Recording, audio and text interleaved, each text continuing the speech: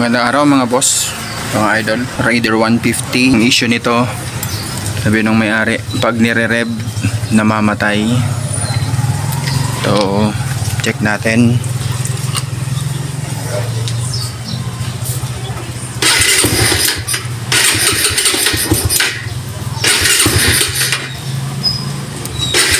Hard starting,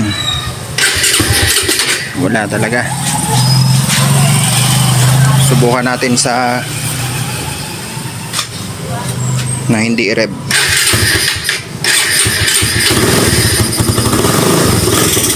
Ayun, may hagok yun.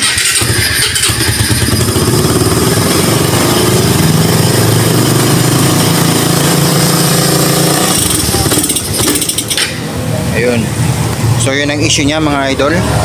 Pag nire-rev, may hagok at namamatay. So fuel system ang check natin. So umpisa tayo dito sa fuel cap, tapos carb. Check muna natin to. Ito ang kanyang fuel cap, kaya dito tayo mag-uumpisa mga idol. So tatanggalin natin to para makita natin, matanggal natin tong hose. Pag umandar yung motor, magwa-vacuum. Ito yung vacuum niya, hihigop to yung carb para tuloy-tuloy dumalo yung gasolina galing dito sa fuel hose, galing yan sa tangke, dito dadaan sa fuel cap at tuloy-tuloy na siya. So yun ang pag-check niyan.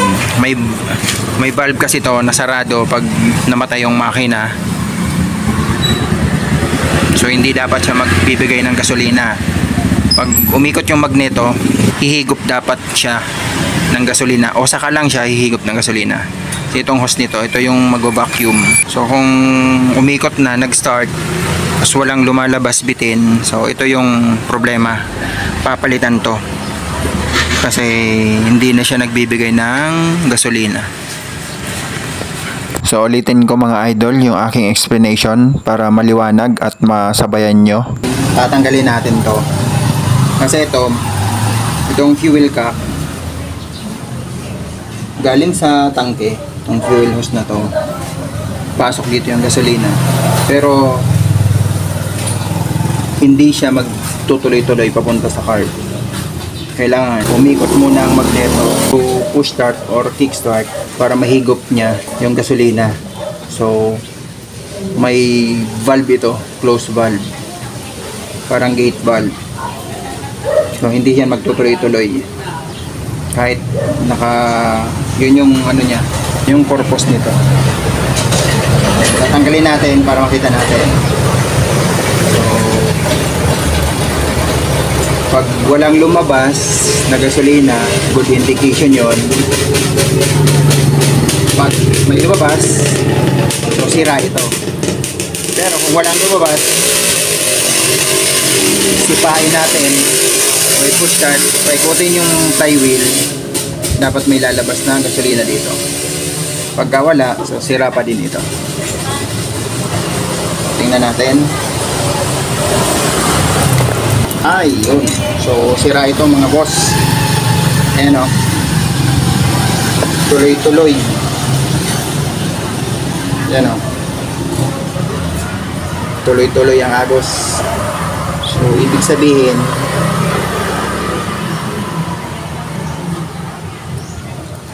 may problema ang fuel cap. Ayan, i-push start natin.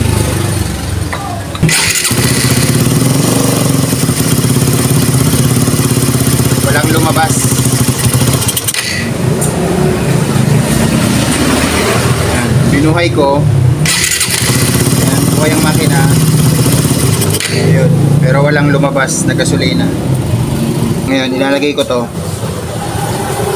sa vacuum hose para humigop siya. Pagka lumabas yung gasolina, good indication yan.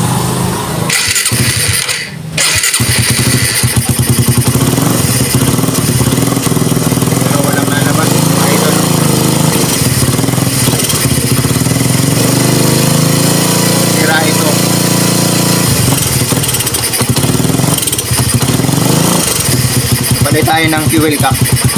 So, kabit na natin tong bago.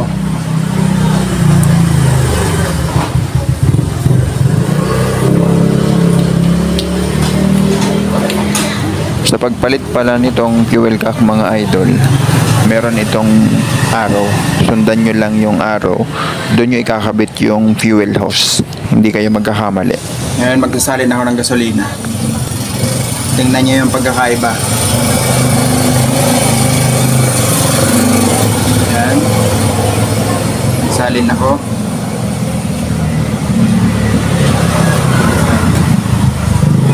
Walang lumalabas.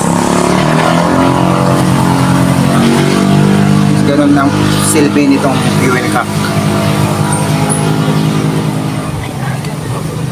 Ngayon lalabas lang ang gasolina dyan pagka pino-start ko.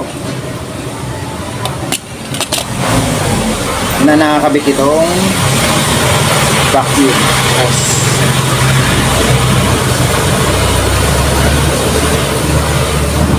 Tingnan nyo, may lalabasan ko.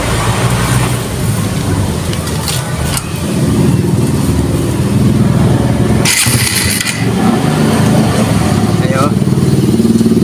Konti.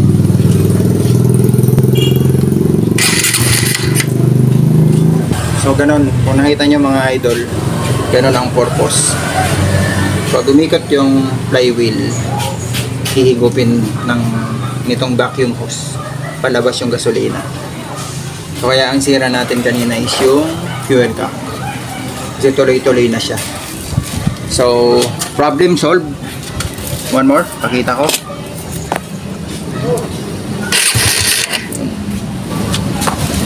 fuel system of fuel cap. Pero tutuloy na natin linisin yung carb. Ito pala ang carb niya mga idol, diaphragm type. So dahil may hagok pa din siya, hindi pa rin siya ma-rev kahit nagpalit na tayo ng fuel cap. Lilinisan natin tong carburetor. So tatanggalin natin to, isa, dalawa sa ibabaw, dito sa ilalim.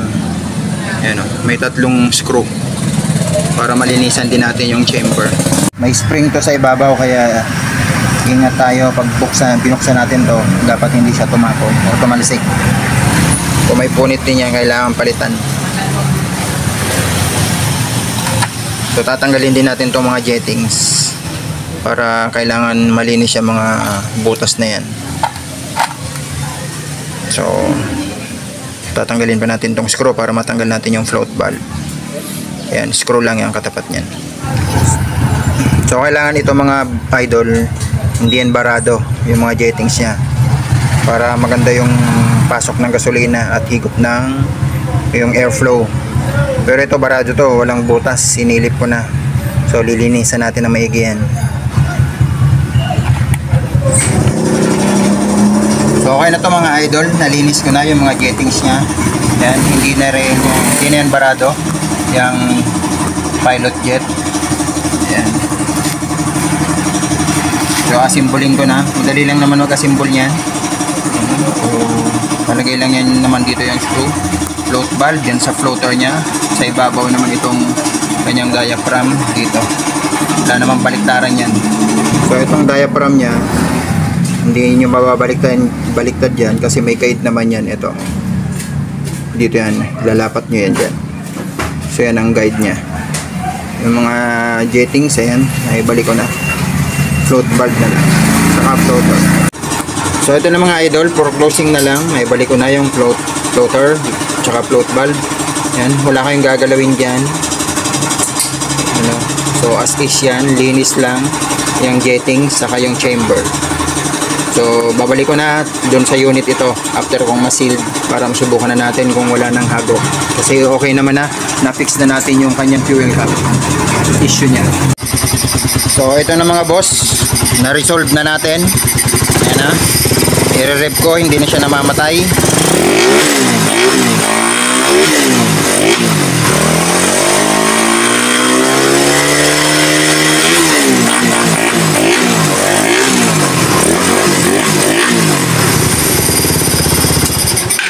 So yun lang mga idol, hagok issue yun, carb, linis lang ng carb, barado yung jettings, saka check nyo din yung fuel cap, ano, kung functional pa.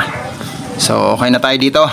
Hanggang sa susunod uli mga idol, pa-subscribe naman at pa-share ng ating video para sipagan pa tayo gumawa ng mga tutorial videos at madaming ma-educate.